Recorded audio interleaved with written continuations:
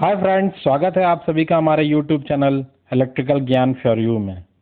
दोस्तों, आज हम अपने इलेक्ट्रिकल सीरीज सेफ्टी सीरीज के सेकंड लेक्चर की शुरुआत करेंगे और बात करेंगे डोमेस्टिक वायरिंग में यूज़ होने वाले कुछ इलेक्ट्रिकल सेफ्टी डिवाइसेस जैसे फ्यूज़, एमसीबी, ईएलसीबी, आरसीसीबी, आरसीबीओ की। दोस्तों, हम इनकी फंक्शनिंग और इनके फीचर्स को जानेंगे, बट आगे बढ़ने से पहले आप सभी इलेक्ट्रिकल सेफ्टी पार्ट 1 को जरूर देखें, जिसमें हमने इलेक्ट्रिकल शॉक, उसके रीज़न, सीवीआरटी, इमरजेंसी हैंडलिंग और electrical safety dos and don'ts के बारे में बात की है। इलेक्ट्रिकल सेफ्टी पार्ट 1 का लिंक डिस्क्रिप्शन में दिया हुआ है। तो आइए शुरुआत करते हैं इलेक्ट्रिकल सेफ्टी पार्ट 2 की। दोस्तों, ये सभी devices fuse, MCB, RCCB, ELCB, RCCB और आरसीबीओ, ये सभी सेफ्टी डिवाइसेस हैं जो हमारे घरों की वायरिंग में यूज़ होती हैं। जनरली हमारे घर में ये सारे डिवाइसेस या इनमें से कुछ डिवाइसेस लगी होती हैं। आइए हम इनके बारे में एक एक करके जानते हैं।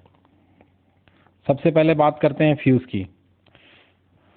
दोस्तों, वैसे तो फ्यूज़ बहुत तरह के होते हैं और इंडस्ट्रियल प्रैक्टिसेस की बात करें तो बहुत ही वेरियस टाइप्स के फ्यूज़ यूज़ होते हैं इंडस्ट्री में, बट हम यहाँ पर केवल डोमेस्टिक अप्लायंसेस के बारे में बात कर रहे हैं, डोमेस्टिक वायरिंग से रिलेटेड फ्यूज़ के बारे में बात कर रहे हैं, तो हम वायर्ड फ्यूज़ की बात करेंगे। तो फ्यूज़ एक इलेक्ट्रिकल सेफ्टी डिवाइस है जो इंस्टॉलेशन और इक्विपमेंट को प्रोटेक्ट करती है। इसमें एक वायर होता है, जो यहाँ पे एक वायर लगा होता है इन दोनों के बीच में, यहाँ पर, और जो अधिक करंट फ्लो होने पर मेल्ट होकर ब्रेक हो जाता है। जब करंट ज़्यादा फ्लो करती है तो यहाँ से ये वायर टूट जाता है, ब्रेक हो जाता है और सप्लाई ऑफ हो जाती है। ये ह्यूमन प्रोटेक्शन नहीं करता, केवल इक्विपमेंट और इंस्टॉलेशन को प्रोटेक्ट करता है। अगर वायरिंग में कोई फॉल्ट हुआ या इक्विपमेंट में कोई फॉल्ट हुआ तो उस टाइम पे ये फ्यूज़ मेल्ट होकर उड़ जाएगा, बट ये ह्यूमन प्रोटेक्शन नहीं करेगा, क्योंकि जितने करंट पे ये उड़ता है ना भाई, उतने पे तो इंसान को भगवान के दर्शन हो जाएंगे। फ्यूज़ जितने भी हमारे पास अवेलेबल उपाय की बात की है हम लोगों ने अभी तक, जितने भी हम लोगों ने बात की है, फ्यूज़, एमसीबी, एलसीबी, आरसीसीबी, आरसीबीओ, उन सब में सबसे चीपेस्ट सोल्यूशन है। फ्यूज़ के केस में हम लोग को सबसे ज़्यादा दिक्कत ये होती है कि अगर मान लीजिए हमारे सर्किट में कई फ्यूज़ लगे हैं, एन नंबर्स ऑफ फ्यूज़ लगे हैं, तो हमें ये जानने के लिए कि कौन सा फ्यूज़ उड़ा है, एक एक करके सारे फ्यूज़ खोल खोल के देखने पड़ेंगे और देखने पड़ेंगे किसका वायर मेल्ट हुआ है। हम बाहर से देख के नहीं बता सकते कि कौन सा फ्यूज़ उड़ा है, कौन सा फ्यूज़ हेल्दी है। तो ये बहुत बड़ी समस्या है फ्यूज़ को आइडेंटिफाई ना कर पाने की। इसके अलावा फ्यूज़ को बदलना बहुत टाइम कंज्यूमिंग है। क्यों टाइम कंज्यूमिंग है? पहले तो हमें आइडेंटिफाई करना पड़ेगा कौन सा फ्यूज़ उड़ा है, उसके बाद हमें उसका ये वाला पोर्शन बाहर निकालना पड़ेगा कैबिनेट में से। ये पोर्शन इसके अंदर लगा होता है वायरिंग में। जनरली इस पे वायर आए रहते हैं, फेस का वायर यहाँ से ऐसे आता है, सप्लाई ऐसे जाता है, और ये पोर्शन जो है ये इसके अंदर डला रहता है।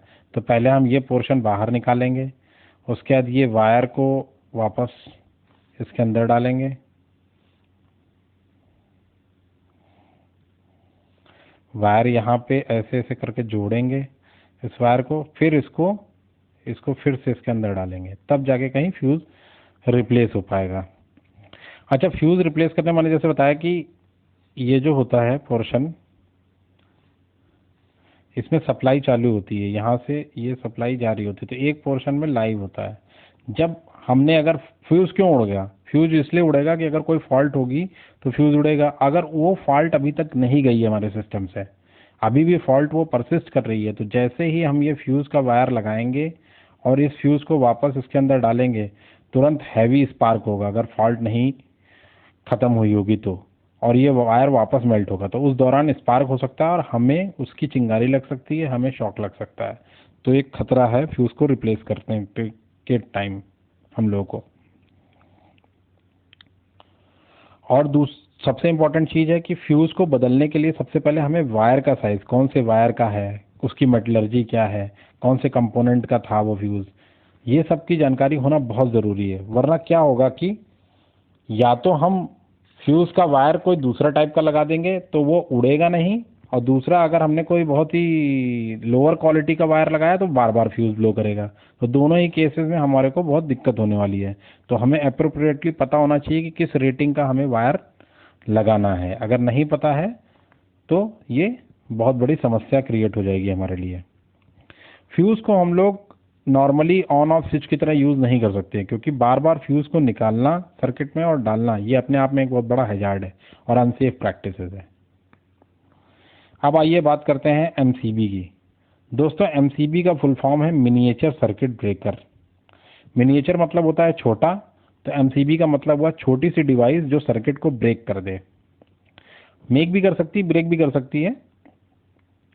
अच्छा, एमसीबी जो होती है वो घर के नॉर्मल स्विच से अलग नीचे की तरफ ऑफ होती है और ऊपर की तरफ ऑन होती है। नॉर्मली हम लोग के स्विच घरों के कैसे होते हैं, नीचे बटन दबाने पर ऑन होता है पंखा, और ऊपर की तरफ दबाने पर, जैसे ये स्विच है, सिंपल सा ऐसा स्विच होता है, इसको ऊपर की तरफ दबाते हैं तो ऑफ होता है, नीचे की तरफ दबाते हैं तो ऑन हो जाती है डिवाइस। बट एमसीबी में क्या है, देखिए ये इसका लीवर ऊपर है तब ये ऑन है, इसका लीवर जब नीचे होता है तो ये ऑफ होती है। तो नॉर्मली स्विच से उलट होती है एमसीबी। इसमें दो रेटिंग्स होती हैं, एक ओवरलोड की और दूसरी शॉर्ट सर्किट की। अब एमसीबी के कुछ फीचर्स के बारे में जानते हैं। तो भाई सबसे पहली बात तो ये एक बेटर सब्स्टिट्यूट है फ्यूज़ का। फ्यूज़ की तरह ही काम करता है, शॉर्ट सर्किट में यूज़ होता है, ओवरलोड में भी यूज़ होता है, और फ्यूज़ की तरह, बस फ्यूज़ में क्या वायर उड़ जाता है, इसमें ये इसका लीवर नीचे की तरफ गिर जाता है, ट्रिप हो जाता है, इसे बोलते हैं ट्रिप हो गई एमसीबी।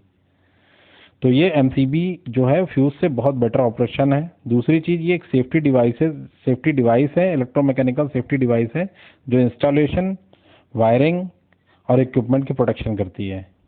ये भी फ्यूज़ की तरह हाई करंट पे ऑपरेट होती है, इसलिए ये ह्यूमन को शॉक से प्रोटेक्ट नहीं करती है। ये फ्यूज़ के मुकाबले कॉस्टली होती है, इसकी कीमत फ्यूज़ से काफ़ी ज़्यादा होती है। अब इसमें फ्यूज़ की तरह एम्बिग्यूटी नहीं है कि हम कैसे पहचानेंगे कि कौन सी एमसीबी ट्रिप की है। अगर हमारे पास बहुत सारी n नंबर्स ऑफ एमसीबी लगी हुई है हमारे सर्किट में, तो हम क्लियरली एमसीबी को फ्रंट से जाके देखेंगे, ये कंडीशन ऑन है, ये कंडीशन ऑफ है। जो एमसीबी इस तरह की कंडीशन में होगी हम जान जाएंगे कि ये एमसीबी ट्रिप हुई है, और इसके लीवर को बस हमें ऊपर कर देना है, इस तरह की पोजीशन में पहुंचा देना है, तो ये ऑन हो जाएगी। तो इसमें रिज्यूम करना पावर को बहुत इजी है, फ्यूज़ की तरह में वायर नहीं बदलना पड़ता, बस इसके लीवर को नीचे से ऊपर करना होता है और ये एमसीबी ऑन हो जाती है। क्योंकि हम लोग नॉर्मली ये जो एमसीबी मैंने आपको दिखाई है, ये ओपन एमसीबी को इस तरह से केवल पिक्चर में दिखाया है, नॉर्मली ये कैबिनेट के अंदर लगी होती है प्रॉपरली। तो इस एमसीबी का जब लीवर हम ऑन करते हैं तो स्पार्क का पोर्शन हम तक पहुंचे, इसका रिस्क बहुत कम होता है। तो इसमें हजार्ड भी फ्यूज़ के मुकाबले काफ़ी कम है, इसको अगर ऊपर कर रहे हैं हम इसके लीवर को तो। और सबसे इम्पोर्टेंट बात, ये एमसीबी जो है बहुत ज़्यादा सेंसिटिव होती है, छोटी से छोटी फॉल्ट भी अगर आपके वायरिंग सर्किट में है तो एमसीबी आराम से उसको ट्रिप करके आपके पूरे पूरे घर की वायरिंग्स को बचा लेती है, इक्विपमेंट्स को बचा लेती है, और ये लॉन्ग लास्टिंग भी होती है, और ईजिली आप आइडेंटिफाई करके इसको पता कर सकते हो, रिज्यूम कर सकते हो पावर को। ये 2 पोल की एमसीबी है, ये सिंगल पोल की एमसीबी है। सिंगल पोल मतलब केवल एक फेस में लगेगी, ये डबल फेस में लग सकती है। अब बात करते हैं अर्थ लीकेज सर्किट ब्रेकर की। सबसे इम्पोर्टेंट बात, ये ह्यूमन प्रोटेक्शन के लिए होती है। जो अभी तक हम लोगों ने बात की फ्यूज़, एमसीबी, वो सब ह्यूमन प्रोटेक्शन के लिए नहीं थे। ये ईएलसीबी पहली चीज़ ऐसी आई है जो ह्यूमन प्रोटेक्शन के लिए है, ये ह्यूमन प्रोटेक्शन के लिए वर्क करती है। ईएलसीबी जैसे इसके नाम से पता चलता है, अगर करंट अर्थिंग सिस्टम में या अपने इंटेंडेड पाथ से डाइवर्ट होकर फ्लो करने लगता है तो ये ईएलसीबी ऑपरेट होती है। स्टार्टिंग में ईएलसीबी वोल्टेज ऑपरेटेड होती थी। तो क्या होता था, वोल्टेज ऑपरेटेड होती थी तो इसमें इसका एक वायर जो होता था ईएलसीबी का, जैसे मान लीजिए ये ईएलसीबी है, सपोज ईएलसीबी, तो इसका एक वायर जो होता था वो इक्विपमेंट, जिस इक्विपमेंट को हमें प्रोटेक्ट करना है, इस इक्विपमेंट को मान लीजिए हमें प्रोटेक्ट करना है, तो इस इक्विपमेंट की बॉडी पे लगता था और दूसरा वायर अर्थिंग सिस्टम में लगता था। अब क्या होता था, नॉर्मल कंडीशन में अगर इक्विपमेंट हेल्दी है, सब कुछ बढ़िया है, तो इक्विपमेंट की बॉडी पे फेस नहीं आएगा, कभी नहीं आएगा, करंट नहीं आएगा। लेकिन अगर कोई फॉल्ट हुई और इक्विपमेंट पे यहाँ पर करंट आ गया, सपोज यहाँ पर करंट आ गया, यहाँ पर फेस वायर कट जाने की वजह से या इंसुलेशन वीक होने की वजह से यहाँ पर फेस आ गया, तो ईएलसीबी के एक पोर्शन पे यहाँ पे अर्थिंग है और यहाँ पर फेस आ गया, तो ईएलसीबी ऑपरेट हो जाती थी और इक्विपमेंट की सप्लाई को ट्रिप कर देती थी। यह वोल्टेज ऑपरेटेड ईएलसीबी का फंक्शन होता था। इसमें होता क्या था कि पर्टिकुलर इक्विपमेंट के लिए एक ईएलसीबी लगानी पड़ती थी और वो सर्किट की प्रोटेक्शन नहीं करती थी, जितने इक्विपमेंट है उतनी ईएलसीबी आपको लगानी पड़ती थी। तो ये वोल्टेज ऑपरेटेड ईएलसीबी का कॉन्सेप्ट हुआ करता था। दोस्तों आजकल ईएलसीबी जो आती है वो करंट ऑपरेटेड आती है और रेसिडुअल करंट के प्रिंसिपल पे काम करती है। रेसिडुअल करंट के प्रिंसिपल पे काम करती है, मतलब phasor sum of all currents, जितनी भी करंट्स हैं, चाहे अगर दो करंट है, फेस और न्यूट्रल की करंट है, अगर सिंगल फेस सप्लाई है तो फेस और न्यूट्रल होगा इन दोनों के फेजर सम पे, या फिर अगर थ्री फेस फोर पोल है तो आपके तीनों फेस आर वाई बी और न्यूट्रल इन चारों के समय फेजर सम पे काम करेगी, तो उसे रेसिडुअल करंट के प्रिंसिपल पे काम करने वाले डिवाइस बोलते हैं। तो आजकल मार्केट में जो ईएलसीबी आरसीसीबी इस नाम से जो डिवाइसेस आती हैं वो सारे के ऑपरेटिंग प्रिंसिपल और काम एक ही हैं, सभी रेसिडुअल करंट के प्रिंसिपल पे ही काम करती हैं। आइए समझते हैं इनका ऑपरेटिंग प्रिंसिपल क्या है। इसमें क्या होता है, तो अगर लेमैन लैंग्वेज में बात करें तो ये सिंपल सा है कि इस हाथ दे और उस हाथ ले, मतलब हिसाब बराबर रहे, इस सिद्धांत पे काम करती हैं। जितना करंट, जैसे मैं बात करूं, अगर हमारे पास एक फेस है और न्यूट्रल है, जो घरों में 230 की सप्लाई आती है, 230 या 220 वोल्ट जो भी आती है आपके घर में सप्लाई, उसमें एक फेस होता है और एक न्यूट्रल होता है। अब अगर ये फेस और न्यूट्रल मैंने एक डिवाइस से गुजारे, ये सर्किट ब्रेकर डिवाइस है, इसके बाद फेस निकला, न्यूट्रल निकला, न्यूट्रल रिटर्न आएगा, इसमें मैंने एक कोर बैलेंस सीटी लगा दी इस तरह से, ये इनपुट दे रही है मेरी एक आरसीडी को, आरसीडी रेसिडुअल करंट डिवाइस। अब क्या होगा, ये लोड है मेरा, लोड मतलब वो इक्विपमेंट जो मैं इससे चला रहा हूं, इस फेस और न्यूट्रल से जो मैं इक्विपमेंट चला रहा हूं। होगा क्या, अगर फेस से जितना करंट गया उतना न्यूट्रल से लौट आया, तो इस तरह से इसकी डिज़ाइन होती है कि ये जो कोर बैलेंस सीटी है ये इसके रेसिडुअल करंट को नापती है, इसके एमएमएफ को देखती है। अगर इन दोनों का करंट बराबर हो गया तो इसका एमएमएफ 0 होगा और आरसीडी कुछ भी डिटेक्ट नहीं करेगी और सर्किट ब्रेकर ट्रिप नहीं होगा। बट अगर इस फेस से जितना करंट गया उतना न्यूट्रल से नहीं लौटा, कोई भी डिफरेंस आया, कहीं ये यहाँ पर अर्थ हो गया, थोड़ा सा पार्ट ऑफ करंट यहाँ पर चला गया, फेस थोड़ा सा पार्ट ऑफ इधर चला गया, ये 30 मिलियम्स 40 मिलियम्स बहुत ही लिटिल अमाउंट भी अगर हमारा डाइवर्ट हुआ तब भी यहाँ पर डिफरेंस आएगा, न्यूट्रल में उतना करंट लौट के नहीं आएगा और ये आरसीडी डिटेक्ट करके ट्रिप करा देगी।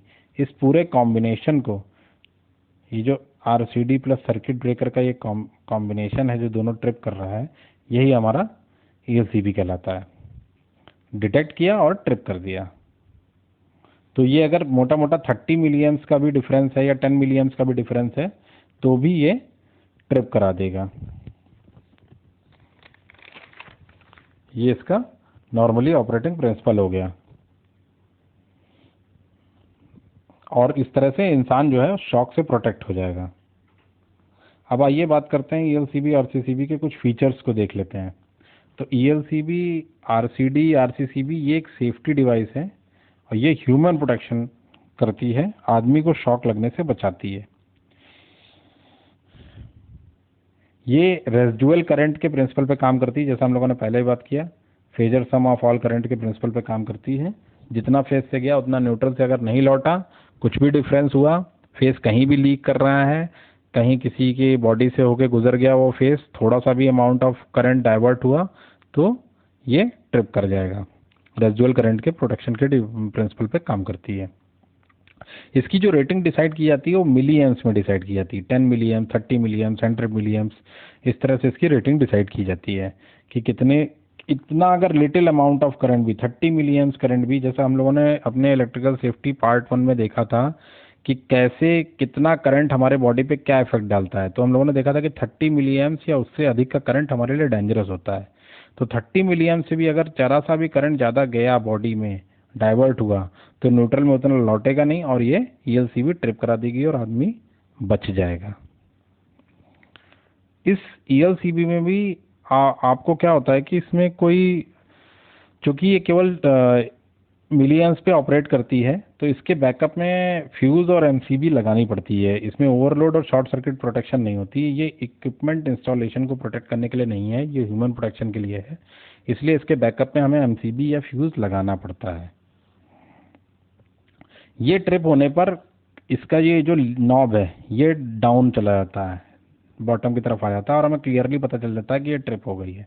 जैसे देखिए ये ऑफ कंडीशन में है, इसके लीवर को ऊपर कर देंगे तो ये ऑन कंडीशन में हो जाएगी, तो हम क्लियरली देख सकते हैं कि ये ट्रिप हुई है नहीं हुई है। अगर ट्रिप हुई है तो हम इसके लीवर को ऊपर कर देंगे और ये वापस सप्लाई रिज्यूम हो जाएगी।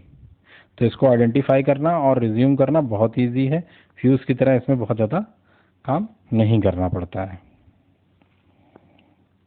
अब बात करते हैं आरसीबीओ की। तो आरसीबीओ का फुल फॉर्म है residual current circuit breaker with overload protection. तो भाई ये आया अपना कॉम्बो मील, बर्गर भी है और कोल्ड ड्रिंक भी है, कंप्लीट सोल्यूशन। मतलब आरसीबीओ है एमसीबी प्लस ईएलसीबी दोनों। इसमें ईएलसीबी और आरसीबी की तरह ह्यूमन प्रोटेक्शन भी है और एमसीबी की तरह ओवरलोड और शॉर्ट सर्किट प्रोटेक्शन भी। इसमें एमसीबी और ईएलसीबी दोनों के ही कंबाइंड फीचर हैं। आरसीबीओ एक इलेक्ट्रोमैकेनिकल सेफ्टी डिवाइस है जो कि ह्यूमन को भी प्रोटेक्ट करती है और साथ ही साथ इंस्टॉलेशन और इक्विपमेंट दोनों को प्रोटेक्ट करती है। ये ईएलसीबी और एमसीबी दोनों का कॉम्बिनेशन है, दोनों के बेस्ट फीचर्स को अपने अंदर रखता है। ये इसकी ऑन पोजीशन है, अगर मैं इसकी ऑफ पोजीशन की बात करूं तो ये इसकी ऑफ पोजीशन है। ये डोमेस्टिक और इंडस्ट्रियल वायरिंग में सबसे अप्रोप्रिएट सोल्यूशन है। इसको लगा लो भैया, किसी और चीज़ को लगाने की जरूरत नहीं। अलग से ईएलसीबी, अलग से फ्यूज, एमसीबी कुछ भी नहीं लगाओ, चुपचाप ये उठा के लगा लो, काम हो गया। इसके बैकअप में किसी एमसीबी या फ्यूज की ज़रूरत नहीं है। इसकी कॉस्ट एमसीबी से ज़्यादा होती है, बट ये हाईली रिकमेंडेड है क्योंकि एमसीबी और ईएलसीबी दोनों का ही काम करता है, ह्यूमन को भी बचाता है, इक्विपमेंट इंस्टॉलेशन को भी बचाता है। इसमें भी पावर को रिज्यूम करना बहुत इजी होता है। इसके लीवर को देखना होता है, अगर ये डाउन चला गया मतलब ट्रिप हो गया, तो हमें इसको बस ऊपर करना होता है और सप्लाई रिज्यूम हो जाती है। तो दोस्तों इसी के साथ हम अपने इलेक्ट्रिकल सेफ्टी से रिलेटेड वीडियो सीरीज को समाप्त करते हैं। दोस्तों आपको ये वीडियो कैसा लगा? अगर अच्छा लगा हो तो लाइक और शेयर करिए। ऐसे ही और वीडियो देखने के लिए हमारे चैनल को सब्सक्राइब कीजिए। Goodbye, take care.